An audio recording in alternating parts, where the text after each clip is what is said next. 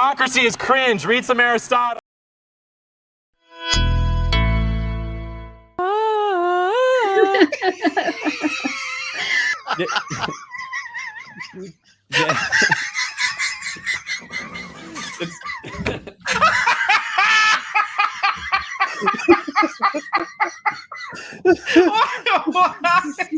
Ryan's starting to smile. I don't know what I said.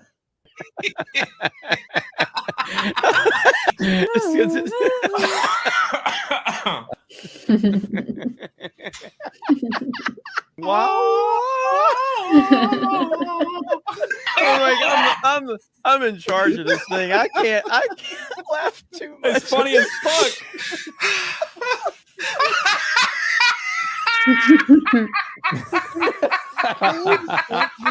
This is shit that somebody will clip and be like, "Look at these guys." It's some music, man.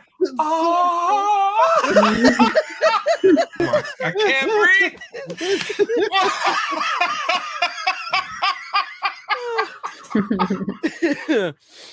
Oh man. Oh man. I'll piss my pants.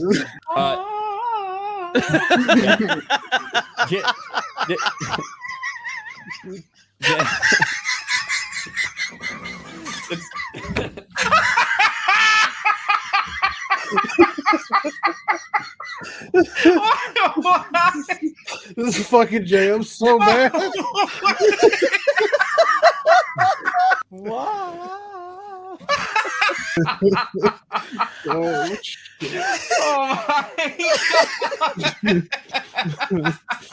Oh, fuck, dude. Oh man, that's so great. Yeah. Jay, and, you there, right, bro? I Jay's can't dying. hold it. Fuck, Jay, you're still Jay. laughing. Dude, Jay's losing his shit, bro. Like, it's just...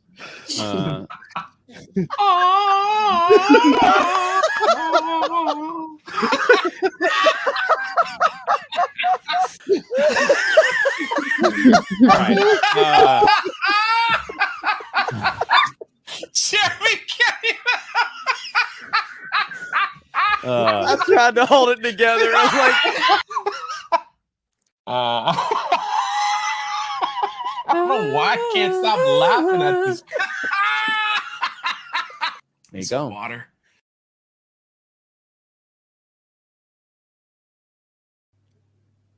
Jay, drunk through PO, unmute.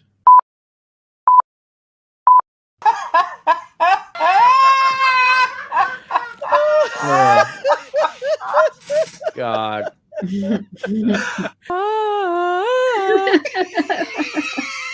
What's wrong with Jay? I am tired as hell.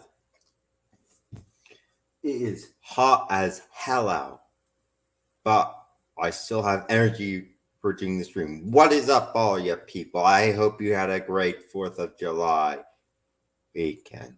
I am here today to discuss. Oh my. And why is the category in entertainment? No.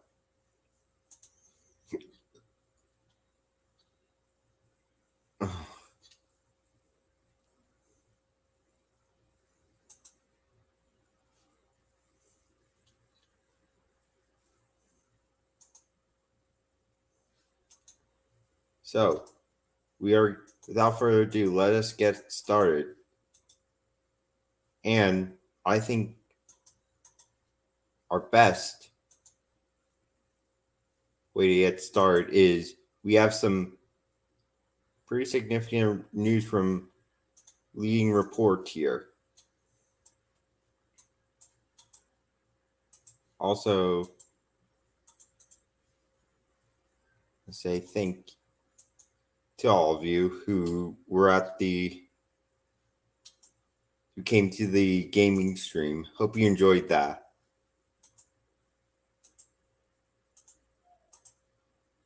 So, breaking. Former President Donald Trump's classified document case likely be dismissed due to misconduct, according to new reports. And it goes here. So, without further ado, we will read this article for case likely to be dismissed due to DOJ misconduct. The alleged behavior is undoubtedly flagrant and arguably unprecedented. A judge would have every right to consider dismissal if the allegations were confirmed.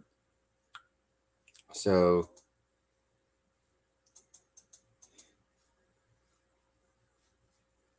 that's what's happening so far.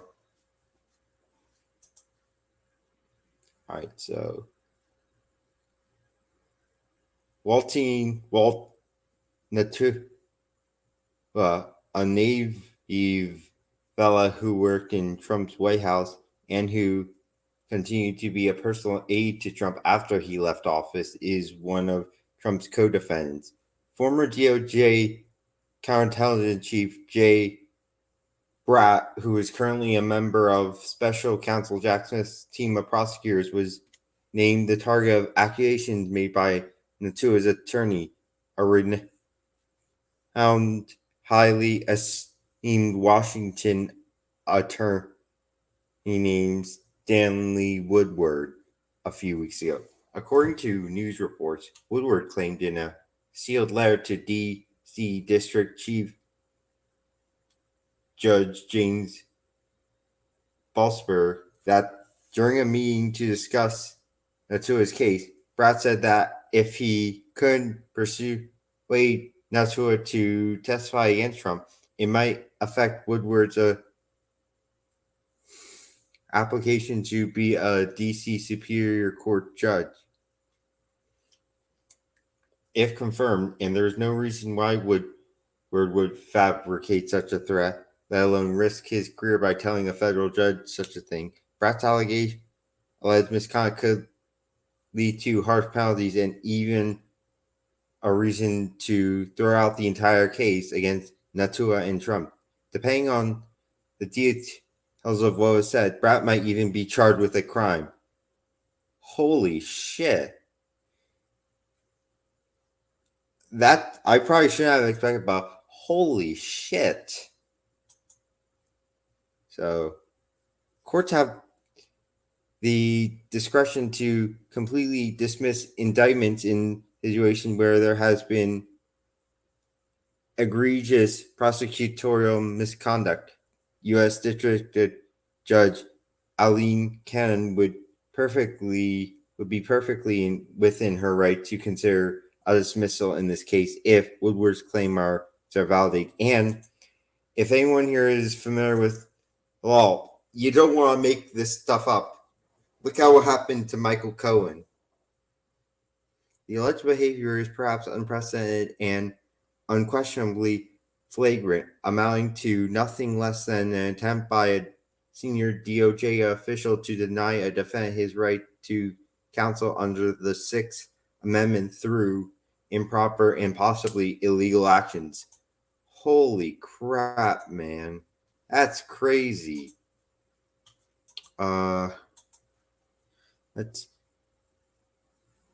Trump and Natua should at least receive an explanation.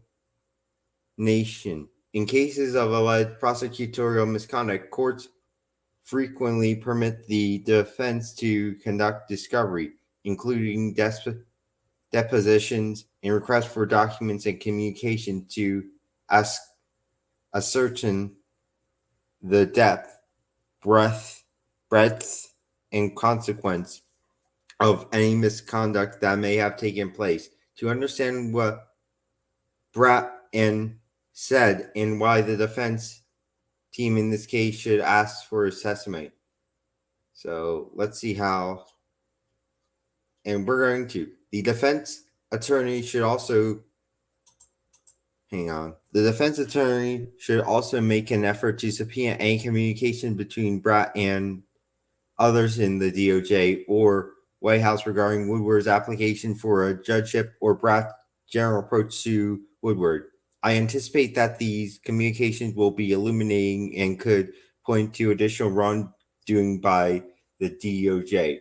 The special council's team and their political overlords.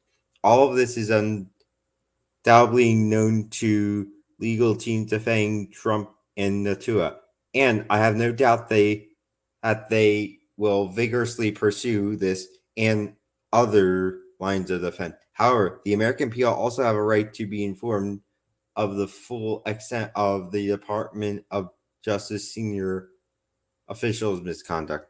Republicans in Congress should aggressively and publicly demand answers, and they are, and I will get to why in a bit. The House Judiciary Committee has the authority to look into issues involving the federal court system's administration of justice. To find out what's going on, it has the authority to subpoena Brat and other attorneys working on the Trump prosecution and top Biden administration officials. Now, you have to ask yourself, why aren't they doing this? Why aren't they doing this? And I will get to that. It's very intriguing. Let's just finish believe. There's no doubt that this is a big deal. Brat's accusation might even be considered criminal by federal law, depending on what exactly was said.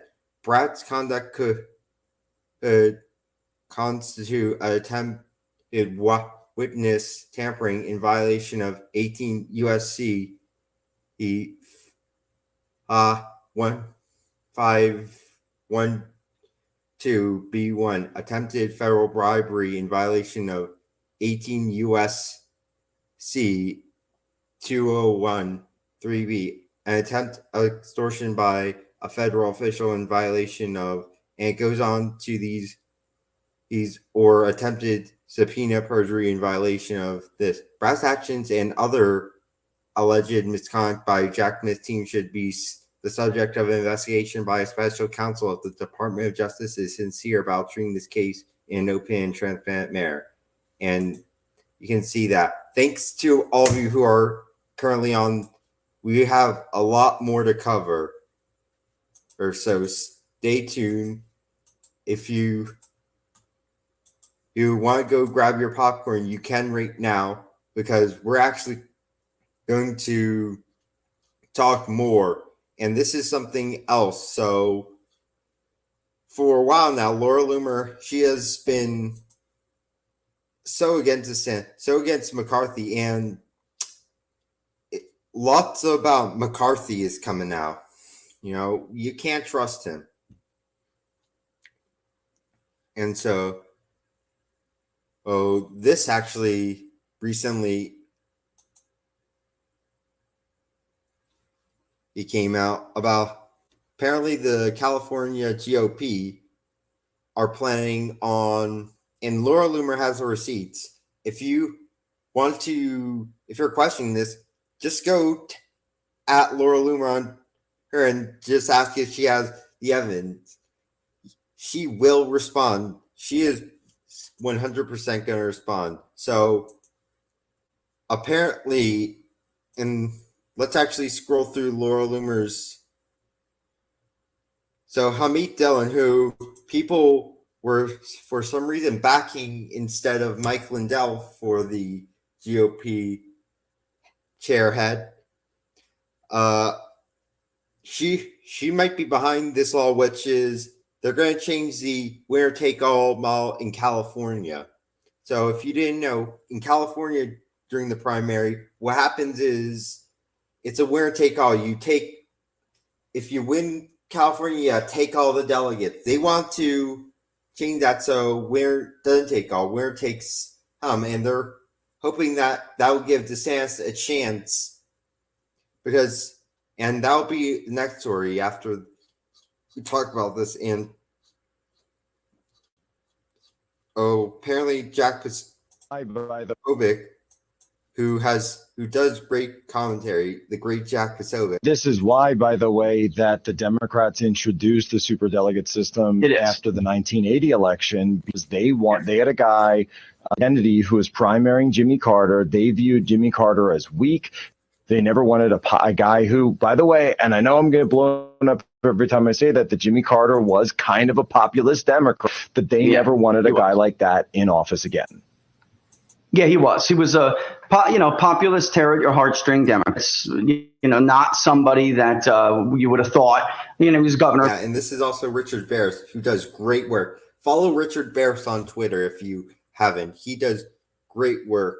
Georgia, and that just wasn't jiving with the Democratic Party at that point. And with these, and by the way, some of the convention, the flower movement folks ended with violence and police, and this proportionality leads to division because there's no clear winner.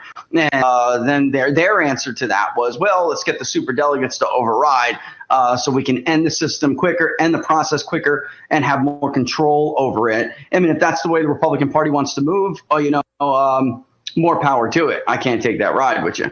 Voters should decide the nominee, Jack. Voters should decide the nominee, as well as the president. Well, and it's like, you don't want the Justice Department determining who your nominee is. Believe me, you do not want the party determining it either. Yeah, and there's also if they don't clinch and it does become essentially a contested convention, or if you have delegates and I'm gonna have to say it, as Ted Cruz famously said at the RNC of Cleveland, Ohio, which I was in the room when this happened. He said, vote your conscience. So if they go in as unpledged delegates, they form up with other delegates. It goes to an open convention. What happens there? Then they vote how they want to vote. And we have to be honest. What that means is that, especially in a state like California, I mean, there's a lot of people who, openly say their true feelings about the MAGA movement, but they are not MAGA friendly, Jack. Anyone who claims otherwise is really telling tales. And we could drop the pretentious nonsense about this idea that they didn't, there aren't people out there who have been talking about a brokered convention for a while. They have been. And so whether you think that that's their intention or not, I'm not here to speak to their intentions. I don't know what's in their minds and their hearts. But this does, if you move California to a truly proportional system and you with the at-large delegates, and then you do a district delegate split, you do get that possibility that much closer, a lot closer. So on March 5th, the bottom line is Trump's expected to sweep almost every state on March 5th. California is one that DeSantis has a lot of allies in California. A couple of months ago. Scary. This actually scares me because looks like they're trying to rig California, and we need to make sure Trump is on this fast. We need to, because they're afraid. They are afraid. The establishment is afraid of Trump. Looked like he could beat Trump there. Now he's down considerably, 35 points, roughly, 38 in some. So if you're a DeSantis ally, you most certainly want to see this delegate change. There's no ifs, ands, or doubts about it. They got it. If you're a DeSantis ally and a supporter, you got to get him to March 15th.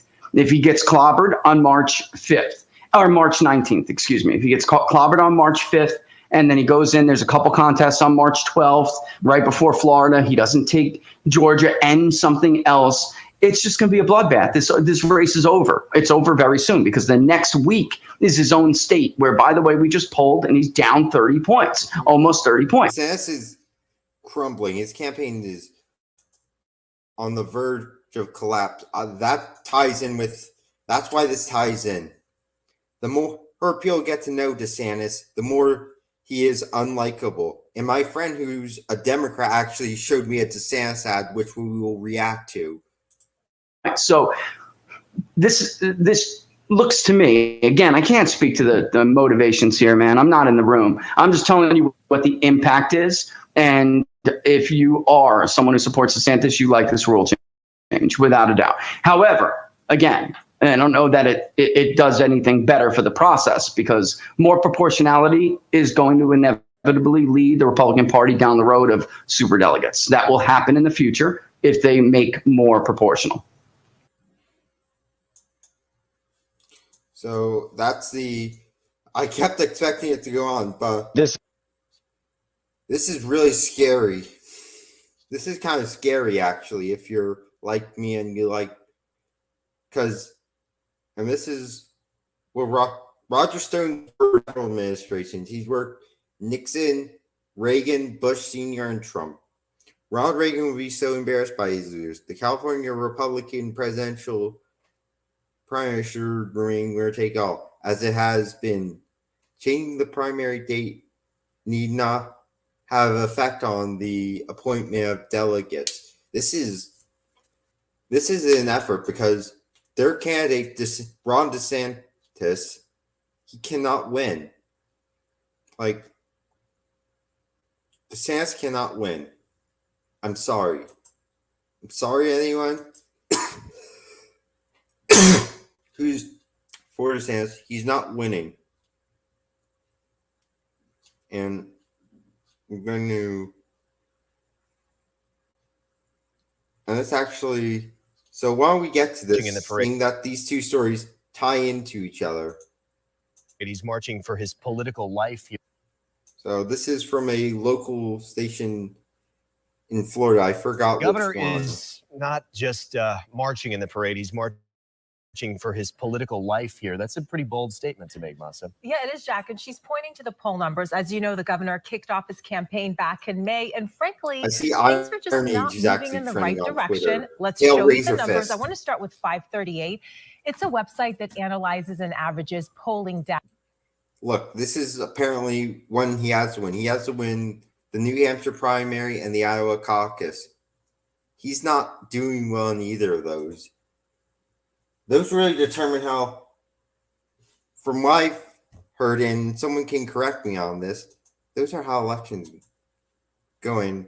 If DeSantis isn't leading those, he's data, winning. and according to its tracker nationally, former President Trump is leading DeSantis by nearly 30 percentage points, about 51% to 23%. The governor, as Jack mentioned, in New Hampshire today. So let's take a look at a recent poll from that state. Again, former President Trump leading DeSantis by the same large margin. Now, we are talking with political analysts about this. Tara Newsom says that all this means that the governor is just not connecting with voters.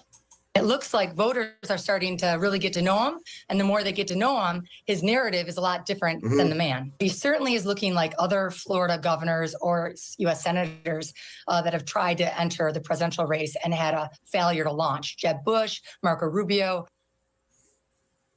So what do you do here? I mean, we're still more than 6 months away from the primary season. It's not always good to be the leader this far out. You got to go through Iowa and then New Hampshire. What do you think the political analyst would advise here? What do you do? So she says that things could actually change here. She says that DeSantis needs to go off the campaign trail, switch it up because it's not working very well, that he should use surrogates like the First Lady, send her to New Hampshire, and instead do a social media campaign, micro-targeting social media campaign. Again, play up to his strengths. And what is the governor saying anything about these numbers, about this new sort of conversation topic? Well, his office is saying what we have heard him say. They say that he has been underestimated in every single race and that he's won. They say the same thing is going to happen, and this is a marathon. He needed Trump in that race. He needed Trump. That's the only reason why. He needed Trump. And I've got the ad up.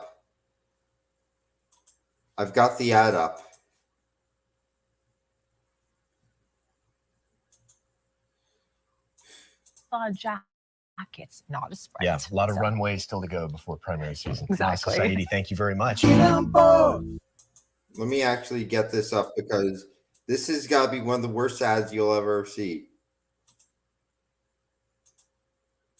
I will do everything in my power to protect our LGBTQ citizens. If Caitlyn Jenner were to walk into Trump Tower and want to use the bathroom, you would be fine with her using any bathroom she chooses. That is correct. In the future, can transgender women compete in Miss Universe? Yes. Make America great again. Psych!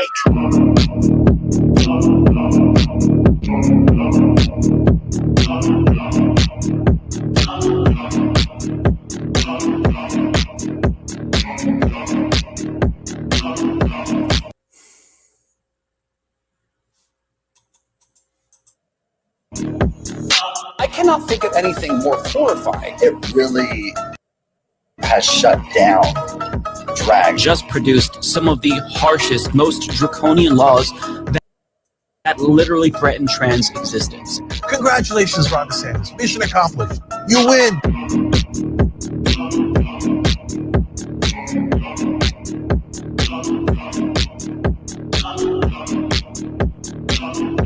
They try to make him seem like a Sigma. Try to make DeSantis look like one of those Sigma males.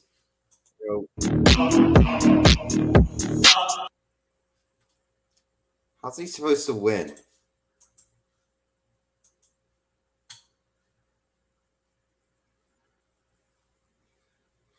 And join MAGA.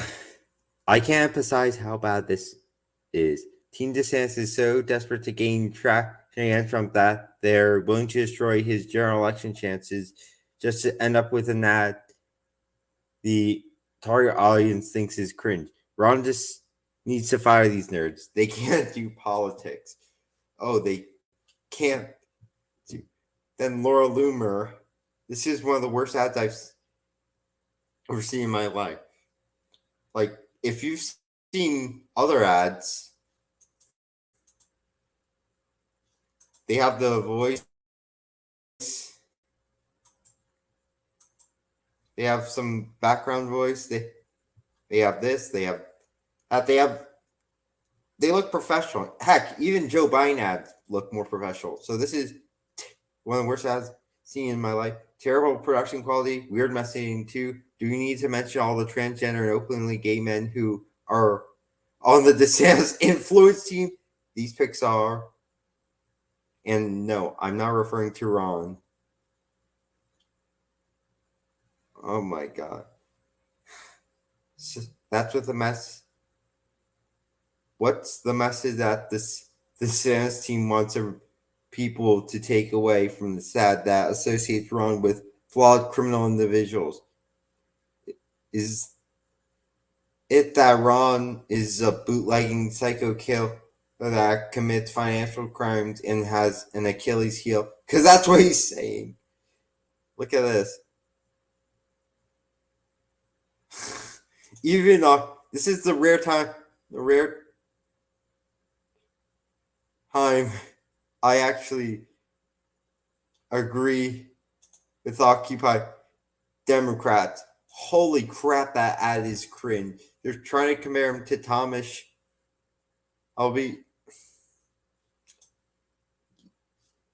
Why? Why?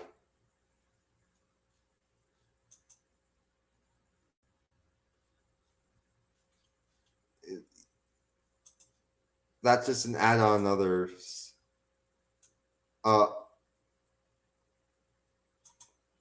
Forgot. I've been so busy, but why is it like that? Why? DeSantis? I gotta see more. And it's because of that Kevin McCarthy, he's face palming. And receipt. And they just won't stop. News story after news story about President Trump. And this is apparently on segment. She was on the Mike Speranza podcast. Just won't stop. It scares me what they'll do to him, to be honest with you. And I'll get to that later. But what are your thoughts about everything they are doing so that Donald Trump can no longer run for president again in 2024? Well, it's blatant election interference is what it is. And it's a witch hunt. And it's a political persecution out in the open for every single American citizen to witness. And if people don't push back against this, regardless of whether or not they personally like Donald Trump or whether they personally like his personality, we're going to have a serious problem in this country. News story. We are having. And Laura has also been exposing Max Nordau. You can look that up. Like, I knew they're signing up with this Hummy I just knew not to trust, or I was firmly for Lindell. I was firmly. So was Laura. I could not trust. She seemed like the typical milquetoast conservative. She says all this good stuff, and conservatives apparently have been recently falling for none other than Josh Shapiro. Are you kidding me? Democrat governor of Pennsylvania who was the America First candidate, who should have probably won.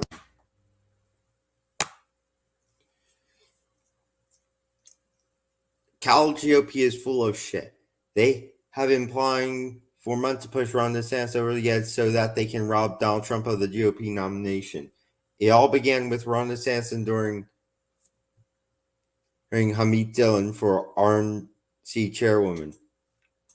I endorsed Mike Lindell because I know he's the only candidate who actually is focused on addressing election integrity, which is the most important issue. I also wrote and produced national TV ads against Ron Romney.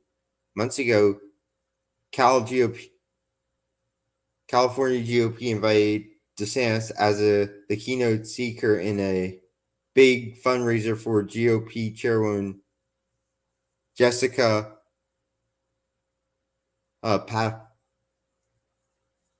Milan Patterson. At this time, DeSantis was on his fake book tour, which was always an illegal way of skirting FEC laws in Florida's Resign to Run law, so he could run for president before formally filing in May. Patterson was at the DeSantis event, where she was seen and photographed slobbering over DeSantis like a dog in the heat, discussing McCarthy's stooges. Look at this. She's like, yes, right, DeSantis, yes. And DeSantis is like to Kevin McCarthy, I will do whatever you do. I can't do. Yeah, I put my fist up. I didn't put it out. I didn't do it. I didn't do the 1940s Germany thing.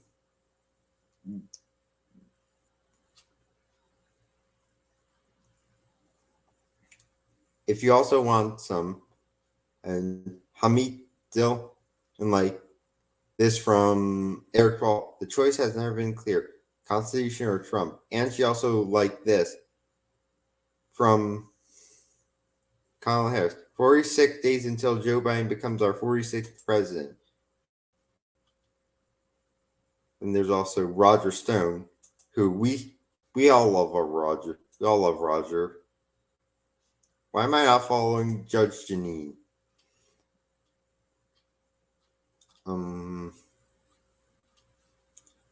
As a senior campaign, this was he already did this. So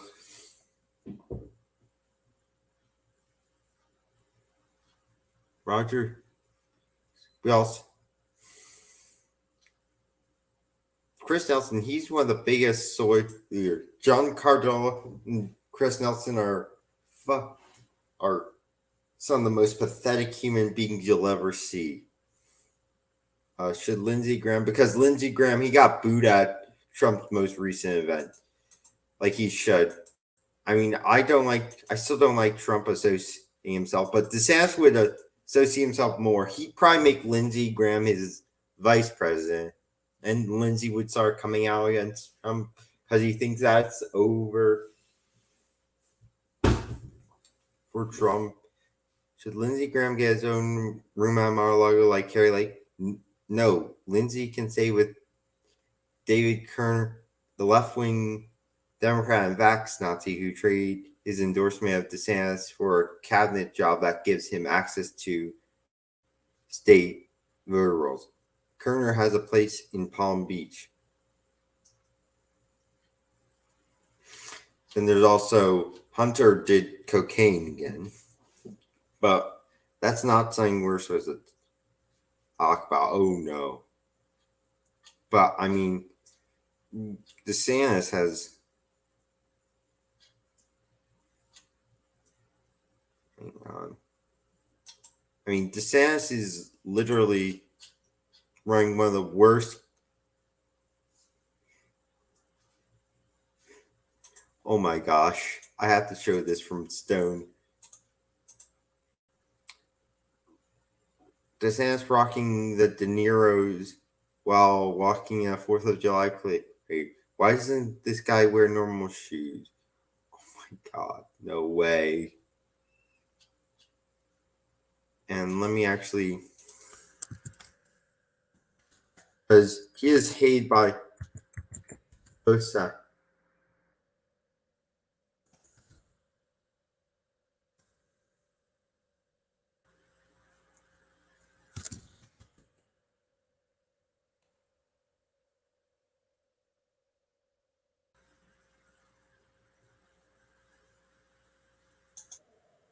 Oh, apparently. So this is from your boy Yoshi the Patriot.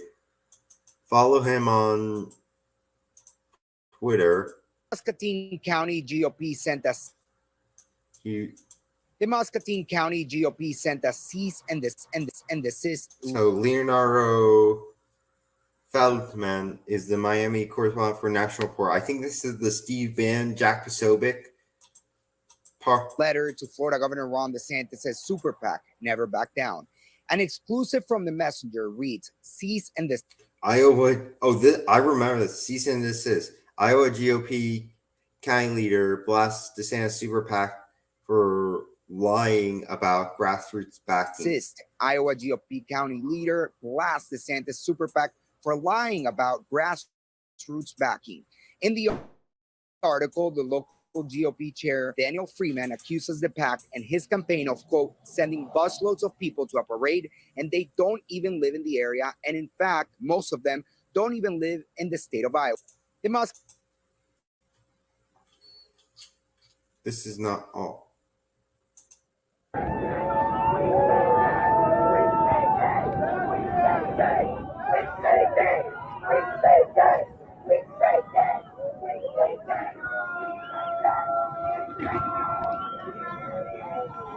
Says I think he fell behind.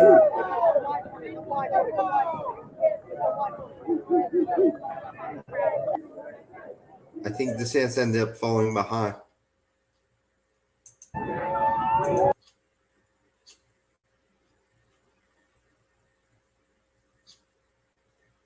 Cease and desist.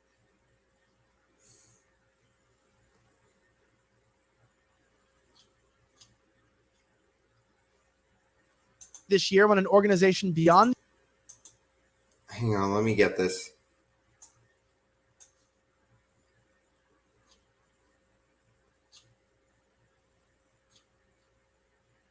Out here is because I'm trying to find it.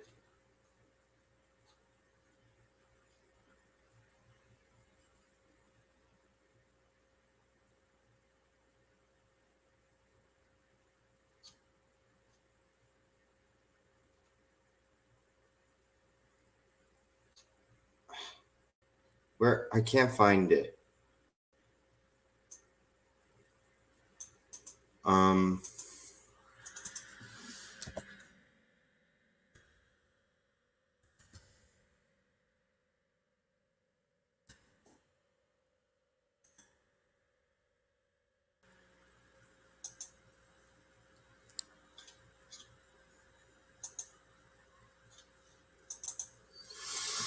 Hang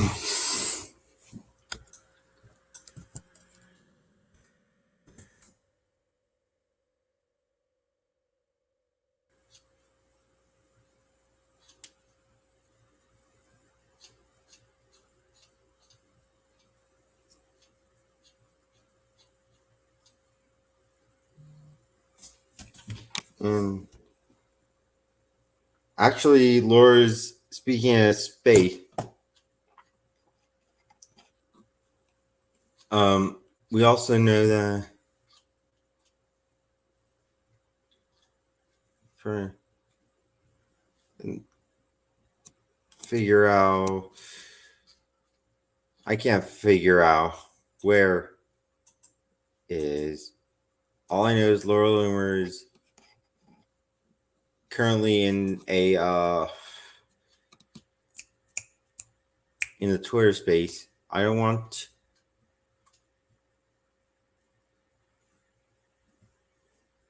hang on.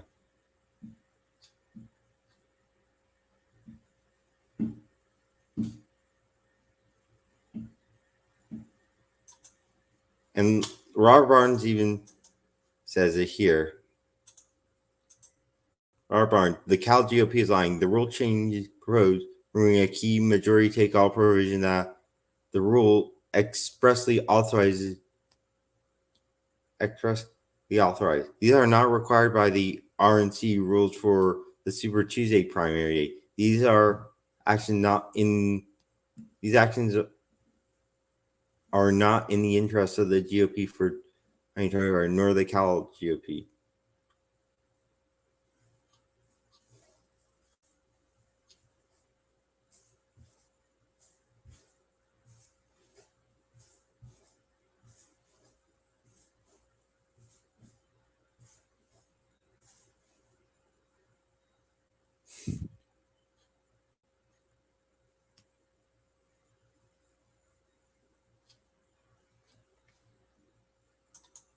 I'm trying to figure.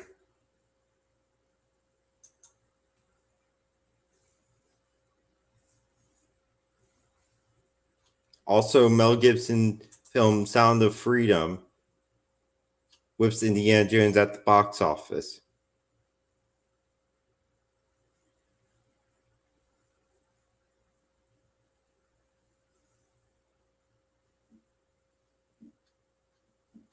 Which is pretty good.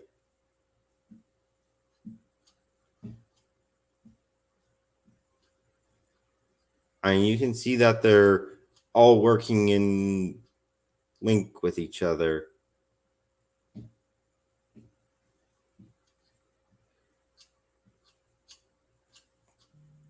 can see them all working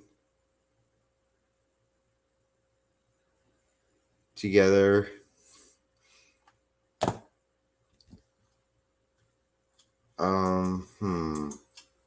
Trying to figure.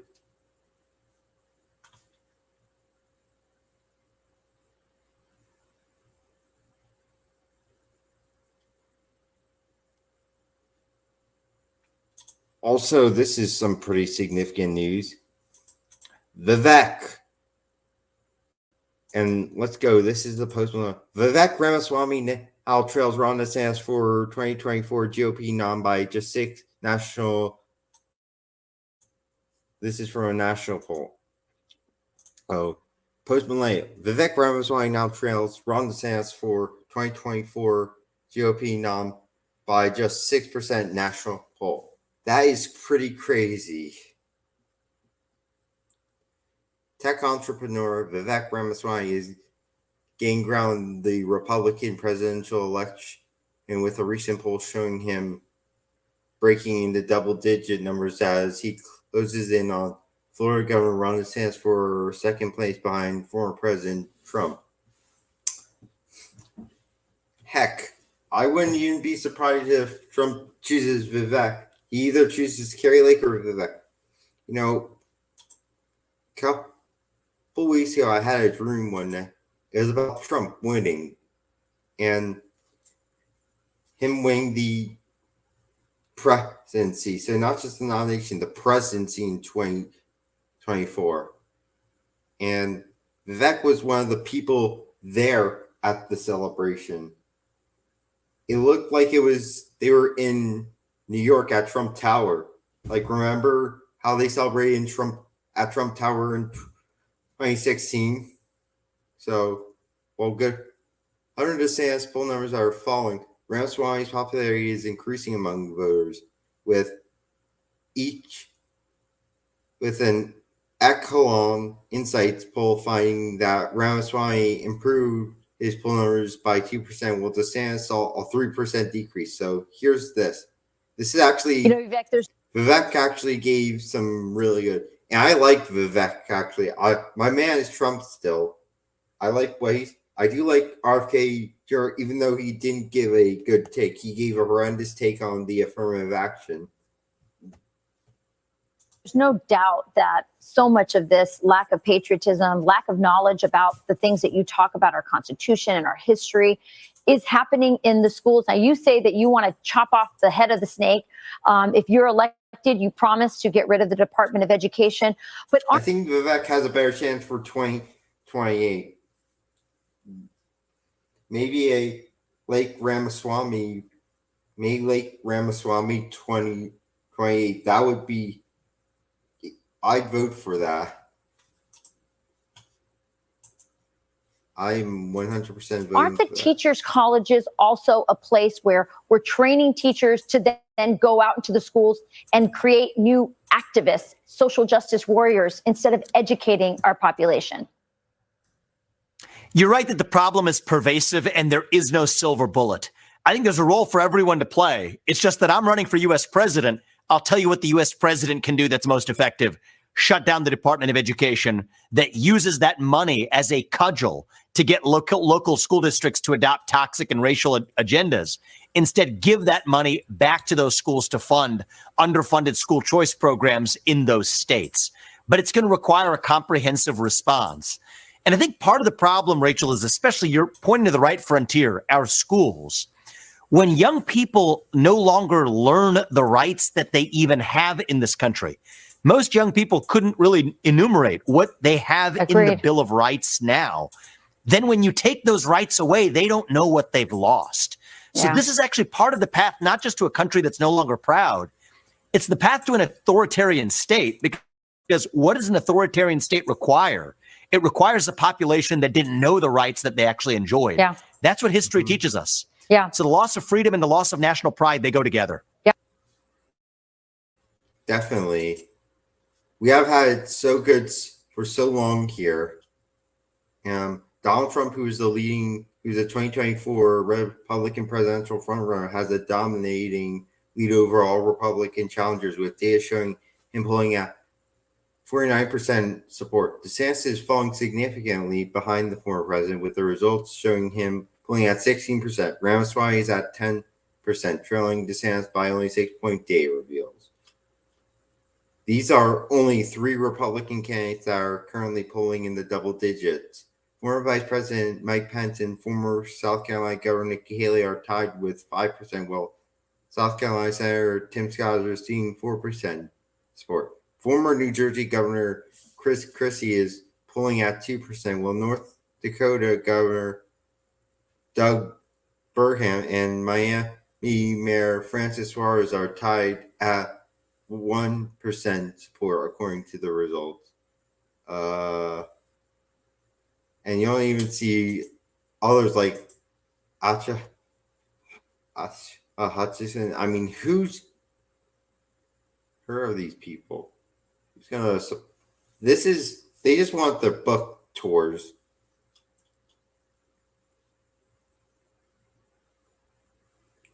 The poll was conducted between June 26th and 29th of 1,020 voters and has a margin of error of 3.9%. So there's that. Well, President Trump leads in battleground states with 56% support, and Governor DeSantis with 22% support. Ramaswamy has also gained ground and received 7% support from swing state voters, according to Breitbart. Ramaswamy gained significant support among Republican voters after he was the only presidential candidate to show vocal support for Donald Trump when he was indicted by Biden's Department of Justice in Miami last month.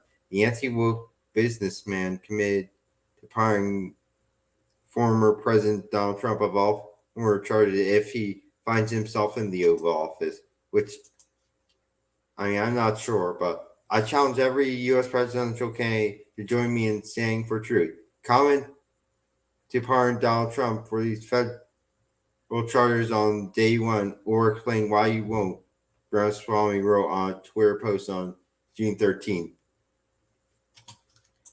That is actually, He's earned the respect of Laurel Loomer. After President Trump's South Carolina campaign rally that was attended by 50,000 people on Saturday, Steve Cortez, a top spokesman for DeSantis PAC, never backed down amid President Trump is a clear front runner that DeSantis campaign is falling significantly behind. Steve Cortez used to be part of the Trump campaign. He used to be. He stabbed Trump in the back, and he's never going to get let back in. I don't care, Steve.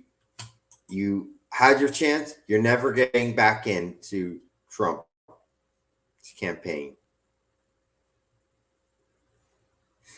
And let's see, there's more news we can cover. Oh, this is in the Independence Day in New Hampshire. Now tell me, if this doesn't give you confidence in New Hampshire potentially going Republican, I don't know. I mean, I know this is just a percentage, but I think New Hampshire has a good chance. If the MAGA voters, if the Republicans of New Hampshire can organize and mobilize in 2020, or does it go back that? No, I thought it went back. Does it? And you got all this Trump stuff. I want some. Give me some Trump flag. Give me some of that.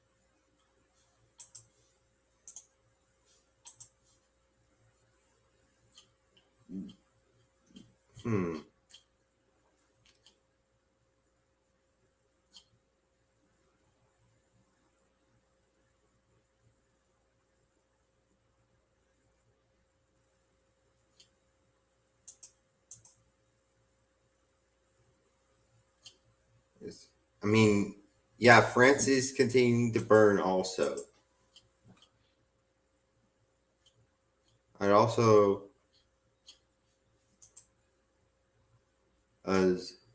that's pretty big. And something else, Rumble's banned in France because Rumble refused to censor.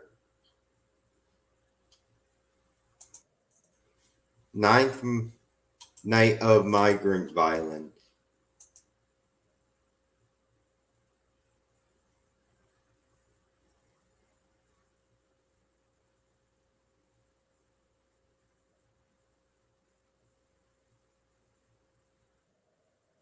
No way.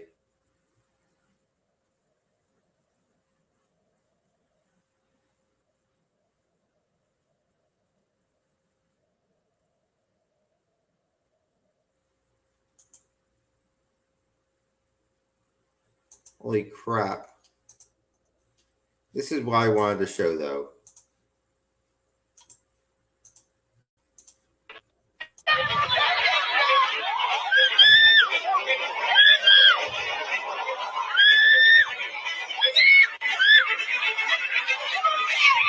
So this is the Alcazar Library in Marseille, including an archive of 1 million historical archive. The largest library in all of France, and it got torched.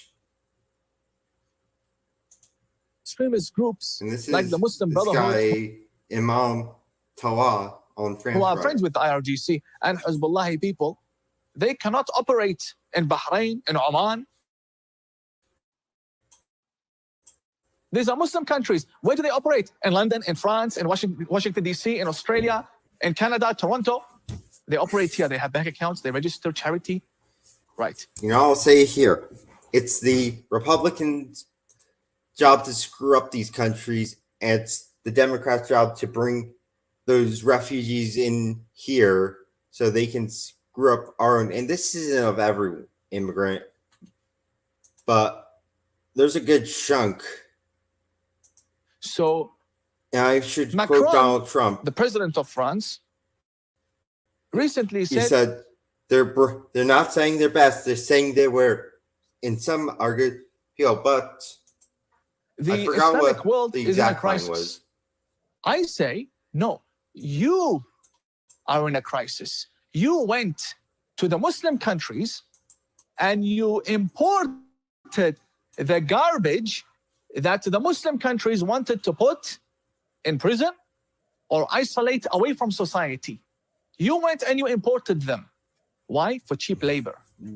But these Islamist extremists, they don't want to work. They want free welfare. They want to marry French women, blonde hair, blue eyes. They don't have time to work. So look at Poland. They don't complain from Islamic extremism, not a single terrorist attack in Poland. Why is that? The moment they sense there's a problem, they crack down on it. Polish policy, beautiful. Mm-hmm. The French, no, come. When they come, they use the resources. They go to Washington, D.C., and they sit in Congress. They support the Iranian regime. They go against the sanctions in Congress, right, with their hijab. Why? Because the ideology is filth to begin with. When you import that, or you allow it in, or you amplify it, or you glorify it in any way, you make your bed, sleep in it. So that is also a problem of the West. The question is, Tina, did the extremists become stronger or the West become weaker? I say it's both. That's a good statement, actually. And I gotta be careful here. Then there's also this thing. If you don't know, it's a Netflix show. It's a French Netflix show. It's set in France in a future where there's a civil war, where it's the African Arab migrants against the government. And so basically a racial civil war.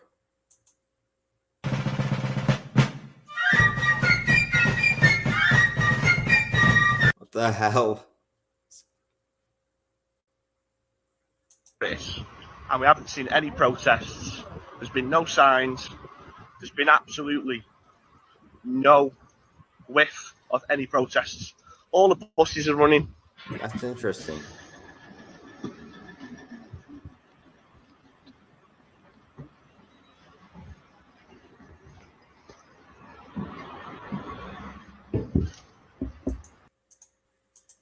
That's interesting. I see Alex Source is actually turning. Let's actually let this guy finish, though, because there's going to be some people who are going to get angry. You didn't let him Everyone's gone speak. about the normal business. But if you watch the BBC, they're talking about it like it's a civil war. Don't go to Paris. And just a propaganda machine distracting everyone from what really matters. And it isn't just stuff like this. There's loads of fucking news that they're reporting. Fake news.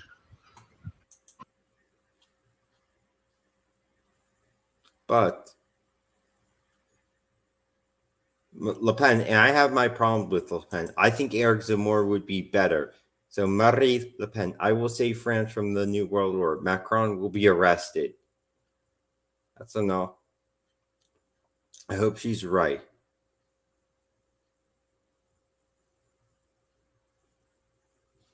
Hundreds marked with French mayor whose house was attacked by a burning car.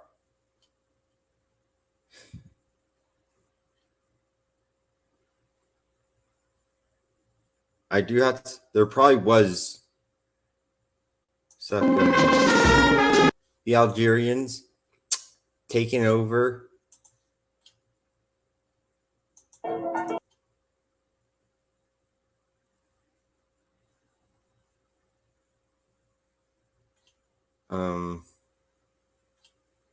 That's a good question. What is going on? Do we know what's going on?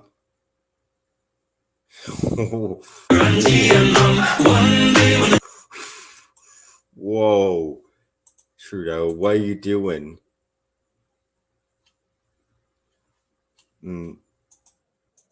This is actually Stu Peters talking, and Stu Peters is actually controversial because he got some pretty good take. Some sort of government coordination, bringing in what we appear to be seeing here as just military-aged fighters. Well, there's a saying that the elites have, which is order out of chaos. And what you're seeing is exactly that. They create the problem and then they offer the solution. And indeed, very quickly, when I put out a tweet, when I learned that there was full-on censorship of social media, and even internet in and out of France, there was a blackout for a period of time. And this is as a direct result of the controls that they want to exercise. Yes, it's absolutely coordinated. In fact, there are billionaires like George Soros, there are billionaires like Bill Gates, they're all WEF members. And these people are absolutely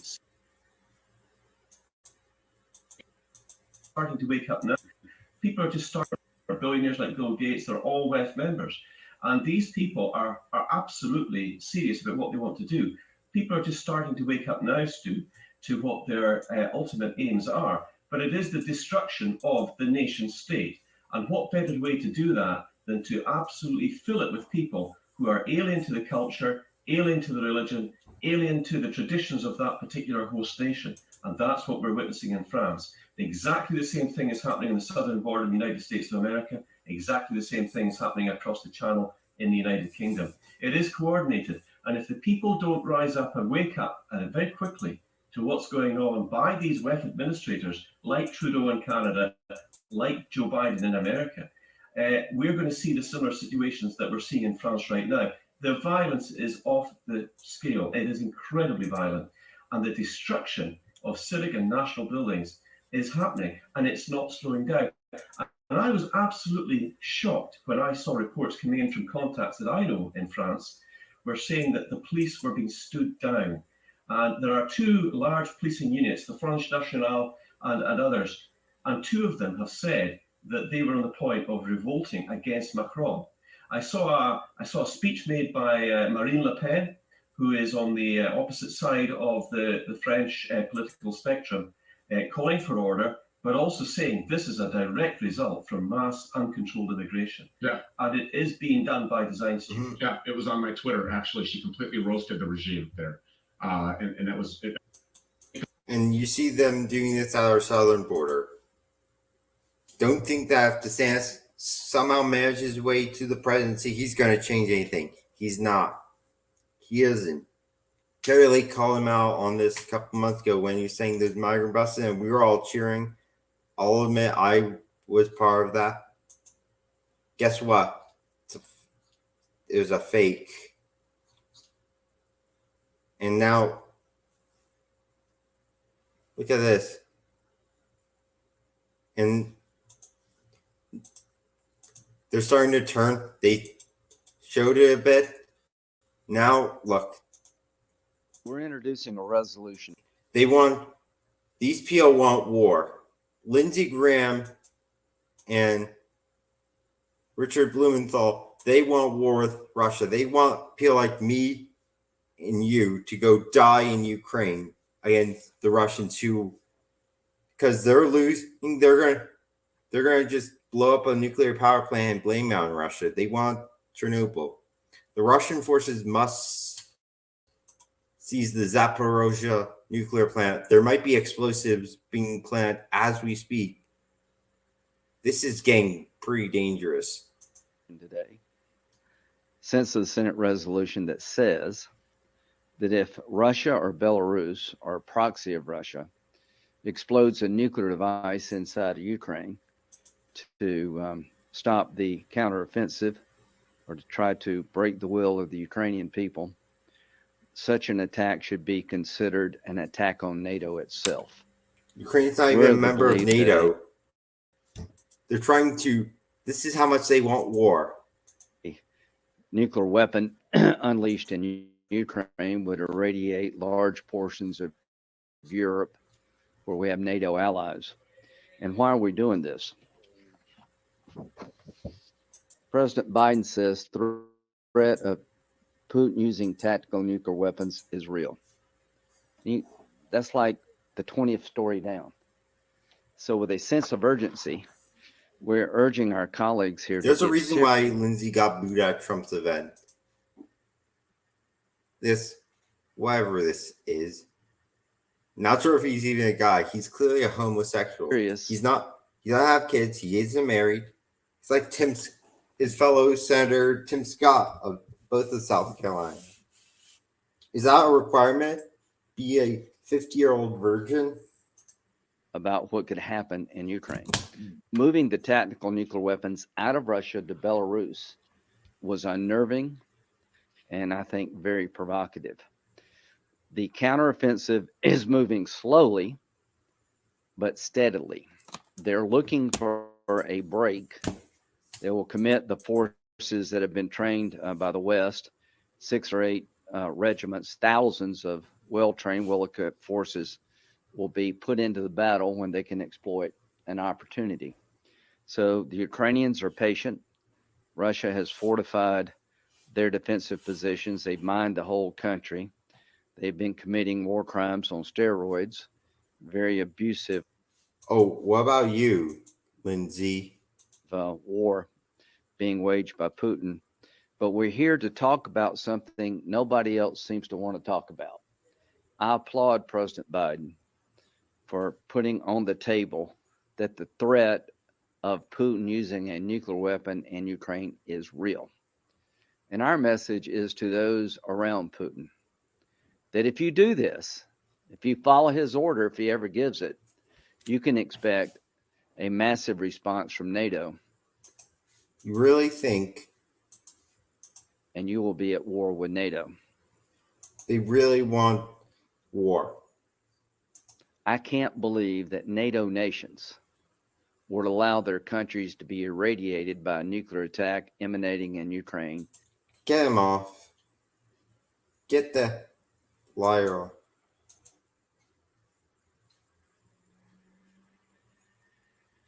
They're getting it prepared. I mean, here's a warning to you.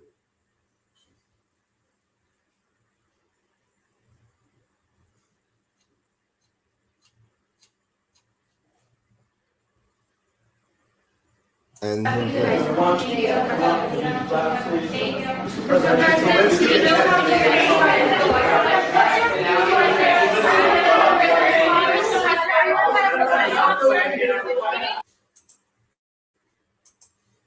because they found cocaine at the White House this weekend.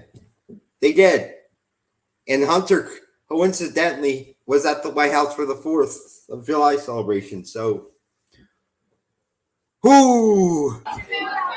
Yeah, the reason why he smiles is because we all know how it got in. His son Hunter. That's the reason why this demented free kid. Because even though he has dementia, he still has points where he can realize, oh wait, I am Pret. He saw those, and he's like, yeah, you guys should know why. And I mean, everyone's turning against him. Biden is not going to be the nominee. I don't know what else to say. He isn't. It's not going to happen. It'll probably end up being Gavin Newsom.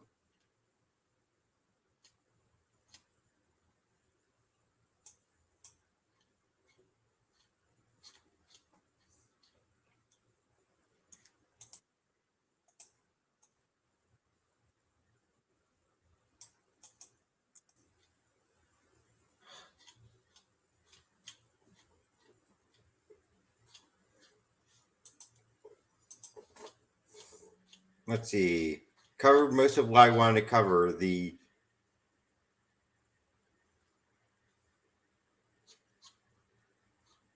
I think that's a good place to end it today.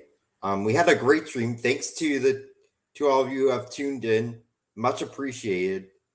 Like the video, share, comment, subscribe, and I will see you later. Bye-bye, everyone. Ladies and gentlemen, our national anthem.